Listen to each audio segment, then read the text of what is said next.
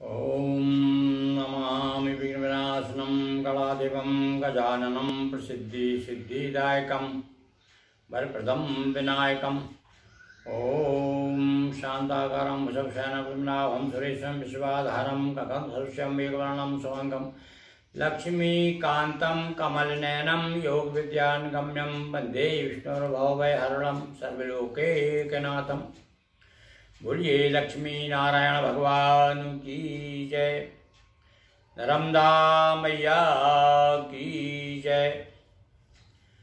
प्रिय भक्तों, सबसे पहले भगवान का थोड़ा स्मरण कर लिया जाए। श्रीमन नारायण नारायण नारायण श्रीमन नारायण, श्रीमन नारायण नारायण नारायण श्रीमन नारायण, श्रीमन नारायण नारायण नारायण।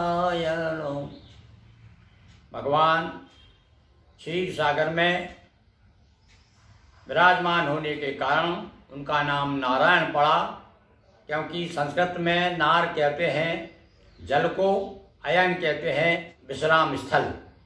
तो भगवान का विश्राम स्थल क्षीर सागर है। ऐसे क्षीर सागर भगवान लक्ष्मी नारायण का स्मरण करते हुए हम उनके प्रिय भक्त, जिनकी विशेष रूप से भागवत में महिमा विशेष रूप से जिन गाई गई है, श्री ध्रुव महाराज, आज हम उन भक्त ध्रुव की कथा आपके सामने प्रस्तुत कर रहे हैं।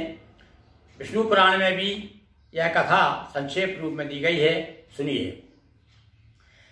तप का बल यदि जानना, पढ़िए ध्रुव आख्यान, बचपन में जिसने किए प्राप्त श्री भगवान। ऐसे बहुत ही कम भक्त हैं जो बचपन से ही भगवान के प्रति अनुरक्त हो गए और अपनी तपस्या से, अपनी दृढ़ शक्ति से भगवान को उन्होंने प्राप्त किया। वो चाहे प्रहलाद हो अथवा ध्रुव हो। देखिए, ध्रुव की कथा हम आपको सुना रहे हैं। इंद्रपौतान पादय के राजा, धर्मशील था सहित समाजा। बड़े धर्मशीलो एक राजा थे जिनका नाम उत्तानपाद, और उनकी दो रानियां थी, सुरुचि सुनीति नाम दो रानी, और सुरुचि सदा करती मनमानी। सुरुचि नाम की जो दूसरी रानी थी, उस पर राजा विशेष रूप से अनुरक्त थे, अतः उसकी चलती थी, उसकी मनमानी चलती थी। एक बार क्या होता है, प्रसंग आगे बढ़ता है। देखिए कि दोनों के थे एक बालक, लेकिन ध्रुव निकला हरि साधक। दोनों के एक पुत्र थे, सुरुचि का उत्तम और सुनीति जो था, उसके पुत्र का नाम ध्रुव था। माँ सुनीति थी हरि अनुरागी, और श्री हरि कथा प्रेम रस पागी। बच्चों को कहा है कि माँ ही पहला गुरु है बच्चों का। तो सुनीति जो है बचपन से ही भगवान के चरित्र के गुणगान बच्चे को सुनाया करती थी। न्याय नीति हरि कथा प्रसंगा, और चर्चा रत रहती ध्रुव संगा। और सदैव अधिक समय उसका भगवान की भक्ति में व्यतीत होता था सुनीति का। बालक थी सहज सरलता, स्वच्छ नीरवत हृदय विमलता।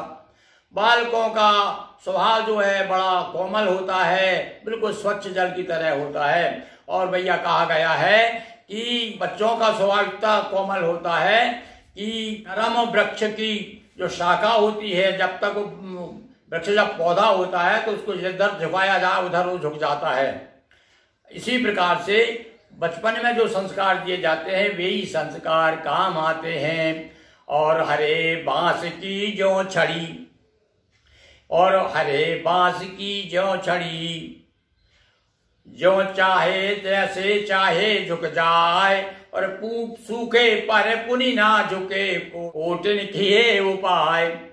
हरे बांस की जो छड़ी, मन मानी लच जाए, सूखे पर ना लुच सके। कोटिन किए उपाय, कितना ही उपाय कर लो, बांस जब कड़ा हो जाता है, सूख जाता है, फिर नहीं झुकता। इसी प्रकार से बच्चों के साथ में ध्रुव जो है बचपन से ही भगवान के प्रति अनुरक्त था।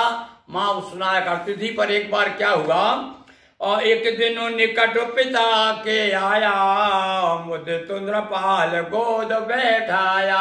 एक बार ध्रुव जो है अपनी पिता के गोद में आकर के बैठ गया। पिता ने भी बड़े प्यार के साथ में, कि भाई पिता की दृष्टि तो पिता के लिए तो सारे पुत्र समान होते हैं, गोद में बैठा लिया। अब इस जो ही देखा गोद में, सुरुचि ने देखा कि अरे मेरी सौत का पुत्र जो है गोद में बैठा हुआ है, और उसने उसका हाथ पकड़ के झटका दिया। अरे बोले तू, तुझे मालूम नहीं है तू किसका पुत्र है? सुनीति का पुत्र है तू इस गोदी का अधिकारी नहीं है। अरे गोदी नहीं, गद्दी का भी अधिकारी नहीं है। इस गद्दी पर और इस राज सिंहासन पर तो मेरा बेटा जो है उत्तम बैठेगा। किंतु सुरुचि को नहीं सुहाना, सौत पुत्र कह मारा ताना। ये तू सौत का पुत्र है, तू सुनीति का पुत्र है, तू इस गोदी का अधिकारी नहीं है। पकड़ी बाहें और धमकाया, नृपति गोद से तुरंत हटाया, और हाथ पकड़ के उतार दिया, और कह दिया कि आज के बाद इस गोदी में तू बैठने का अधिकारी नहीं है, तू बैठना नहीं। ध्रुव और भारी हुई निराशा, रोते हुए गया माँ पासा। अब 5 वर्ष का बालक, फिर भी देखिए उसकी समझदारी। वहां से कुछ नहीं कहा उसने माँ से, और सुरुचि से कुछ नहीं कहा, और आकर माँ के पास में रोने लगा।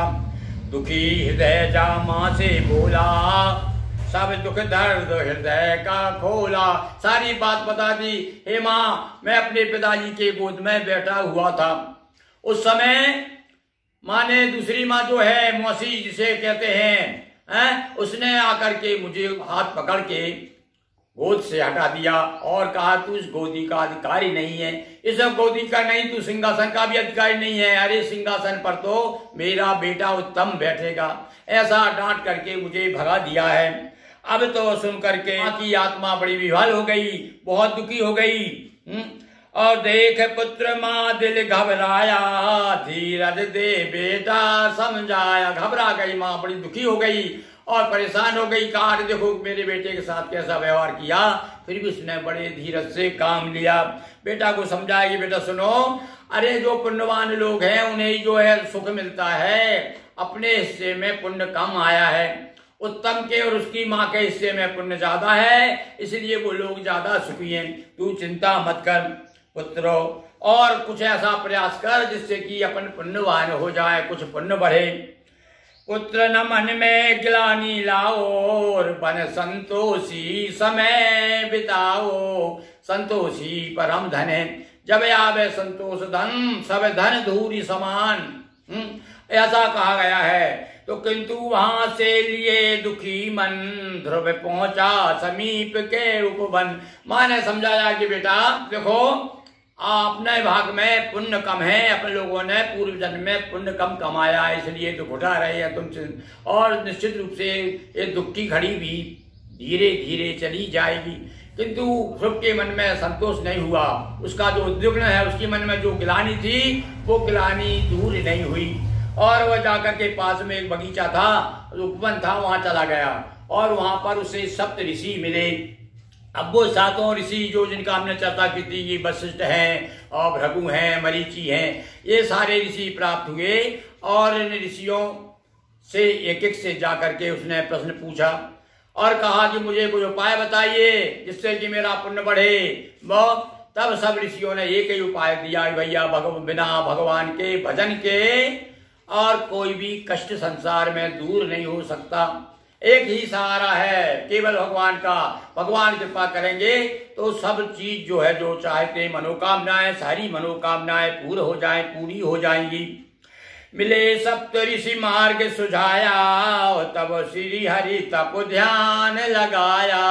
सप्त ऋषियों के कहने पर, और भागवत में तो बताया कि नारद जी भी रास्ते में मिल गए थे। कहीं बताते नारद जी नहीं, पहले गुरु उनके नारद जी है, नारद जी ने उनको उपदेश दिया था कि जाइए भगवान का भजन करिए, भगवान मिल जाएंगे। और यहाँ तक भी कुछ संत तो यहाँ तक कहते हैं कि जब उसने बताया कि मेरे पिता ने मुझे त्याग दिया है, तो संतों ने बताया कि अरे भैया, इससे सबसे बड़ा पिता तो जगत पिता है, तो तुम जगत पिता की शरण में जाओ। तब ध्रुव जो है भगवान की भक्ति में लीन हो गया। 5 वर्ष का बालक मधुबन जा करके, यानी कहाँ मधुपुरी कहते हैं जिसे, मथुरा नगरी जिसे, मथुरा में आकर के उसने तपस्या, आज भी जो है वहां पर ध्रुव का टीला है जहां उसने तपस्या की थी मथुरा नगरी में। तो वहां आकर के उसने तपस्या की और तपस्या से भगवान प्रसन्न हुए।